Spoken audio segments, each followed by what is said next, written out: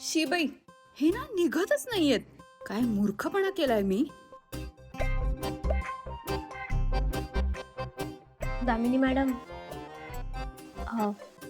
मोहन सरांसाठी नाश्ता आणलाय. कुठं गेलेत ते? काय गे पारू, मी इथे बसलीये, तुला दिसत नाहीये का? मोहन सर ऑफिसला गेले. तो नाश्ता तिथे ठेव टेबलवर आणि जा.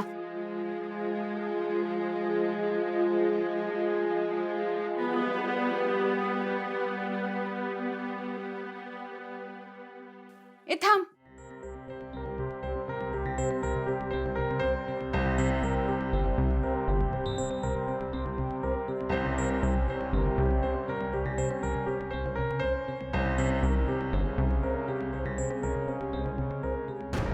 काय झालं मॅडम?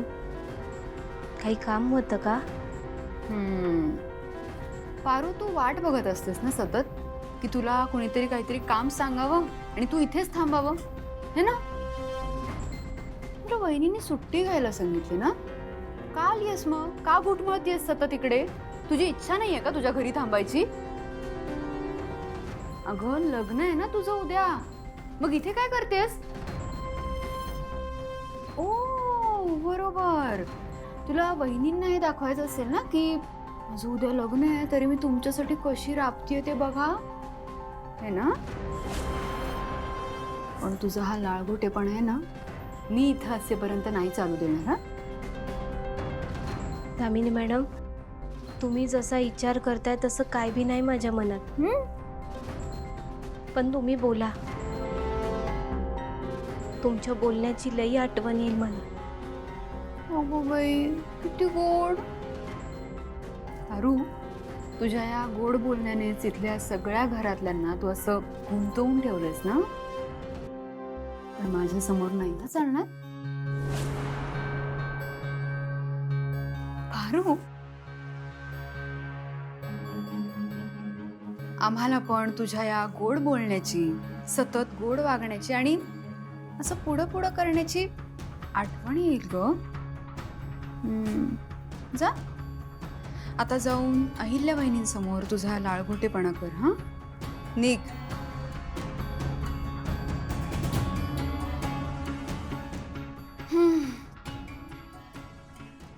हिला आता जरा बरं वाटलं असेल. सतत अटेन्शनची गरज असते ना, पण मी इतकं करत असते या घरासाठी, पण कुणाला कदर नाही. असो, मेहंदी कशी घालवायची ते कळत नाहीये. तुमच्याकडे काही उपाय असेल ना तर सांगा ना मला प्लीज, तर मी प्रयत्न करते.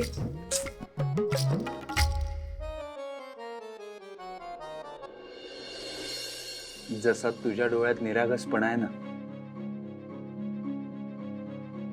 सेम तसाच्या तसा निरागसपणा पारूच्याही डोळ्यात आहे.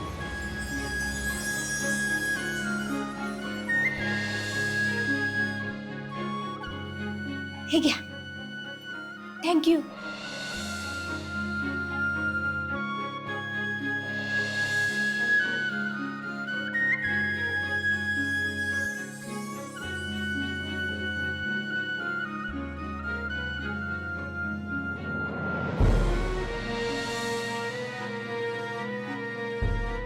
पारू, माझ्या आयुष्यात आल्यापासून आहे ना, आयुष्याचा एक वेगळाच अर्थ कळलाय मला.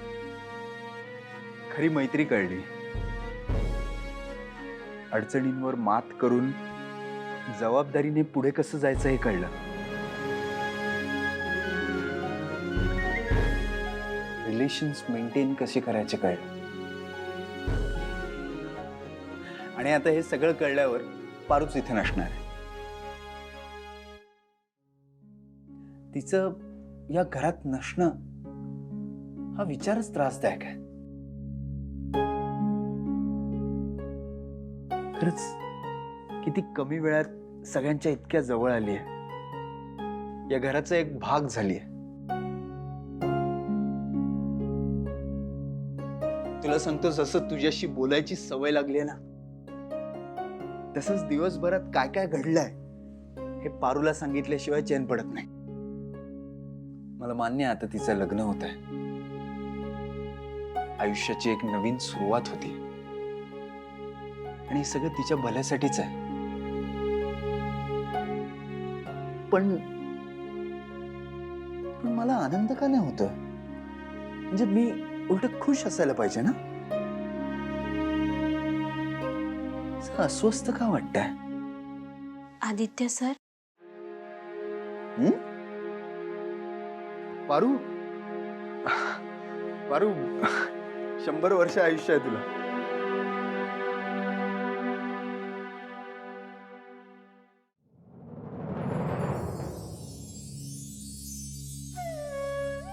आता मी गेल्यावर नुसती आठवणच काढायची आहे. पारू, तुझी प्रत्येक गोष्ट आठवणार आहे ग मला. सकाळी सकाळी माझ्यासाठी कॉफी घेऊन येणं, माझ्या ऑफिसला जाताना सगळी ऑफिसची तयारी करून ठेवणं,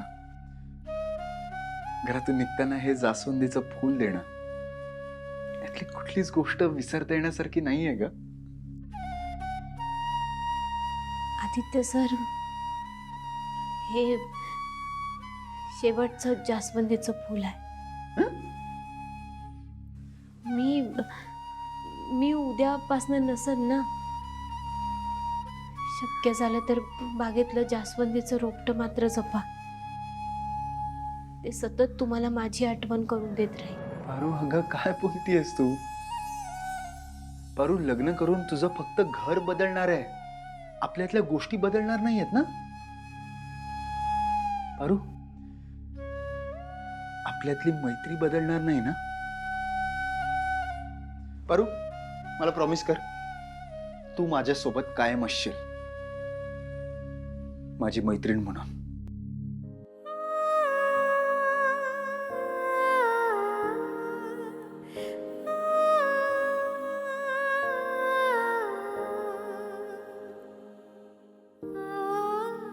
आयुष्याच्या शेवटच्या श्वासापर्यंत मी फक्त तुमचीच राहील,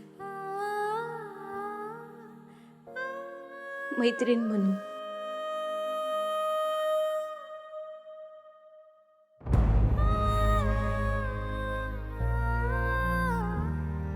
क्या बात है, किती असं सगळं छान होत आहे, सगळं असं व्यवस्थित होत आहे.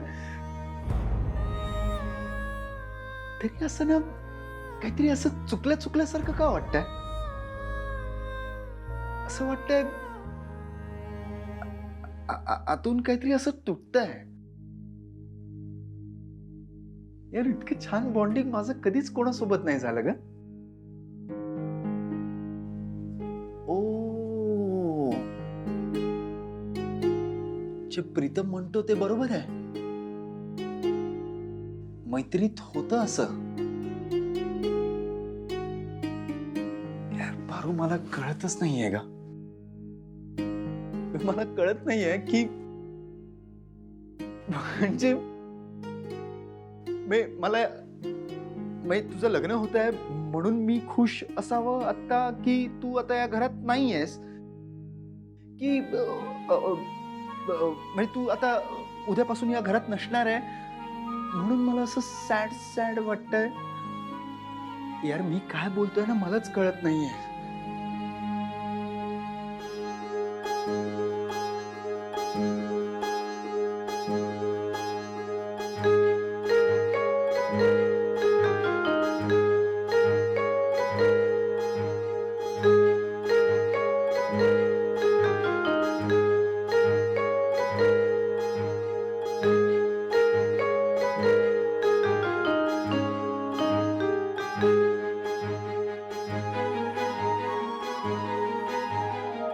पारू,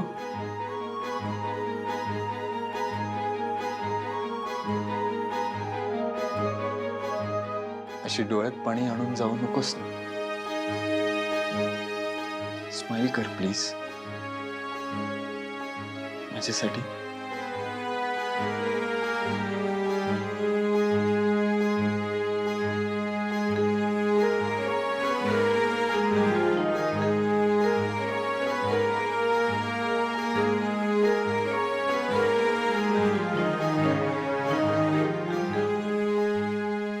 हरीश सर एकटेच असतील. हरीश सरांना माझ्या आणि आदित्य सरांच्या लग्नाबद्दल सांगायची हीच संधी आहे. ते ऐकून माझ्याबद्दल काय विचार करतील माहित नाही. बहुतेक माझ्याबद्दल वाईट मत बी होऊ शकते त्यांचं. पण खरं काय आहे हे त्यांना कळलंच पाहिजे. निदान हे लगीन तरी टळल. मी मी आत्ताच बोलते हरी सरांशी. हो अं, हो, एक मिनिट मी कॉल बॅक करतो. हरी सर महत्वाचा फोन होता का? नाही ग, बोल ना. ते मला तुमच्याशी थोडं बोलायचं होतं. बोलू का? पारू, आता या फॉर्मॅलिटीज बंद कराव्या लागतील ना. लग्न होणार आहे आपलं. तुझा माझ्यावर पूर्ण अधिकार आहे. मला कसलाच अधिकार नाही सर. हा तुझा स्वभाव आणि मोठेपणा झाला. खूप साधी आहेस तू पारू. अहिल्या मॅम तुझ्यासाठी इतकं काय करतायत, पण तुझ्या चेहऱ्यावर त्याचा जराही आनंद नाही. जसं की सगळं नॉर्मल चाललंय. अगं एखादी दुसरी मुलगी असती ना तर आनंदाने नाचली असती. इतकी कशी अलिप्त आणि निस्वार्थी ग तू? हरी सर, मला काय बी मिळवायचं नाही, मग स्वार्थ कसला आला त्यात? अन आधीच माझ्या पदरात जे आहे त्यावर बी माझा अधिकार नाही. पारू, तू अशी कोड्यात का बोलतेस? आणि तुला काहीतरी सांगायचं होतं ना मला, सांग ना. वय त्यासाठीच आले आहे मी. आता मी तुम्हाला जे काय बी सांगणार आहे ते तुम्ही. पारू, ओ आय एम सो सॉरी. मी तुमच्या इम्पॉर्टंट डिस्कशनमध्येच इन केलं का? I am so sorry. Me actually हे विचारायला आले की तू प्रीतमला कुठे बघितलंस का? मी प्रीतमला खूप शोधते, कुठे सापडतच नाही येतो. तुला माहिती आहे का कुठे गेलाय? ते प्रिया मॅडम बरोबर आहेत. या घरातल्या पुरुषांना वेड लागलाय बहुतेक. सर्वंट्सना डोक्यावर चढवून ठेवायची सवयच लागली यांना बहुतेक. आता ही पारू कशी बशी इथून जात होती तोवरती प्रिया आली नवीन. ती तर एक नवीन केसच वाटतेय मला. एनिवे, आणि तू काय करतेस इथे? अगं तुझी हळद आहे ना, तुला तयारी वगैरे काही करायची नाहीये का? हे बघ, तुला पार्लर मध्ये जायचं असेल तर जाऊन ये, मी पैसे देते तुला. नाही नाही नको, मला तसलं काय बी नाही करायचं. पारू, तुला अहिल्या मॅडमने आता बोलवले. हरी सर, दिशा मॅम, तुम्हालाही. ओके, चला.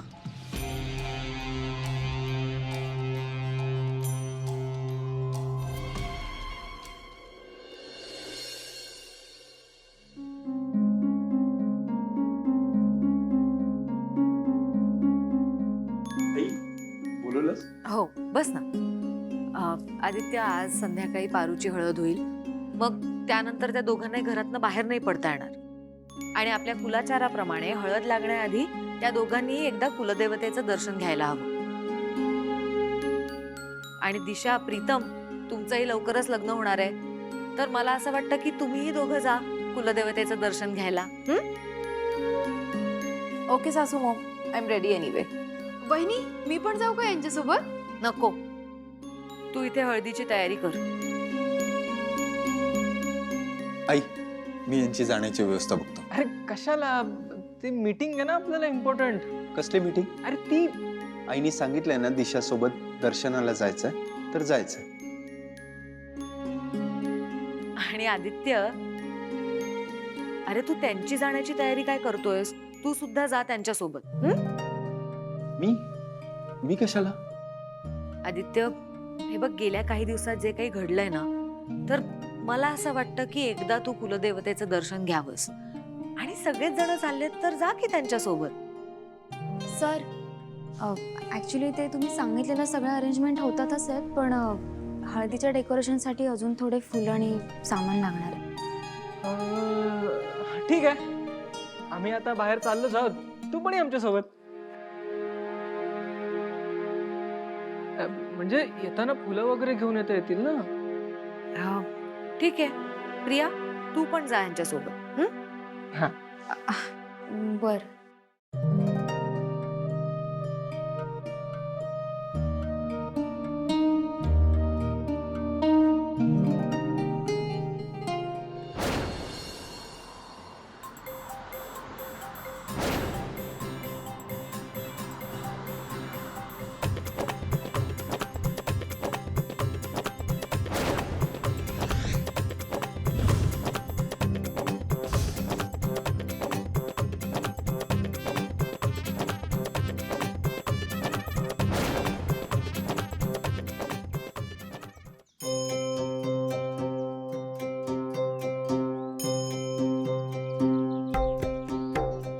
येण्याची लक्षणं दिसत आहेत. एक काम करू, पटकन जाऊन दर्शन घेऊ. हो, तुम्ही पुढे व्हा, मी हार नारळाचं वगैरे बघून येतो. अरे तू थांब ना, मी जाऊन येतो. नाही नाही नाही, तुझा तू गुरुजींना जाऊन विचार की हरीश आणि पारूची काही विशेष पूजा वगैरे करायची आहे. ओके. तेवढं बघ. हो. मी आलोच. चला.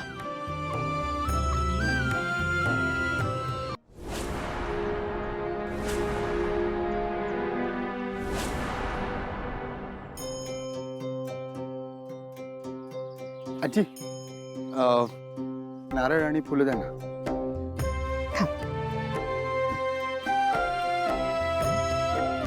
किती झाले? 100 रुपये.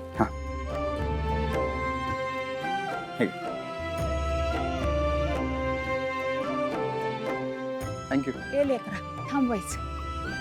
हे पैसे तुझ्याजवळच ठेव. का? अरे इतकी वर्ष झाली बघ मी इथं फुलं घेऊन बसत्या. मला पायानं चालाही येत नाही रे बाळा, आणि वय बी झालंय बघ माझं. त्याचं एकदा बोलावून आलं की समजा इथं मागं टाकून जायचं बघ निघून. आजी असं का बोलतोय? अरे बाळा, समद्यासनी असंच आहे. आणि हे बघ, माझी एक इच्छा आहे, पुरी करशील का तू? कोणती? आत्तापर्यंत ज्याच्या नावानं पोट भरत आली ना, त्याच्या दानपेटीत 100 रुपये तरी टाकावं असं मला वाटतंय बघ. पोरा, माझं एक काम करशील का? तू आता चाललायसच ना, माझं एवढं 100 रुपये टाक की त्या दानपेटीत. आजी पण मला असं वाटतं तुम्ही टाका ना तुमच्या हाताने. अरे आता काय सांगितलं तुला, मला पायानं चाला येत नाही रे लेकरा. एवढं माझं 100 रुपये टाक.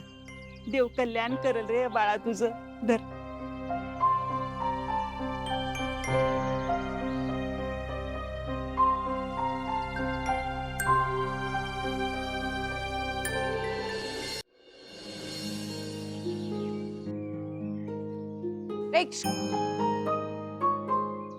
अमरेला धर. मी म्हणजे हो तूच. आता ती पारूला, तिला सांगितलं असतं हे काम, आणि ती तर नवरी होऊन बसली आतमध्ये जाऊन. त्यामुळे तू पकड धर. Okay okay.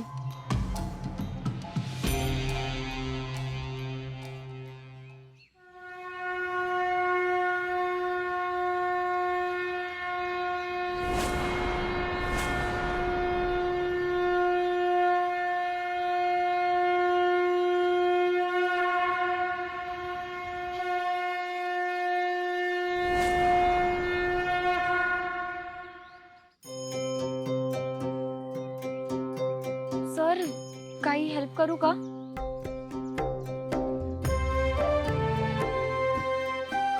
आदित्य सर, हे घ्या, हे घ्या.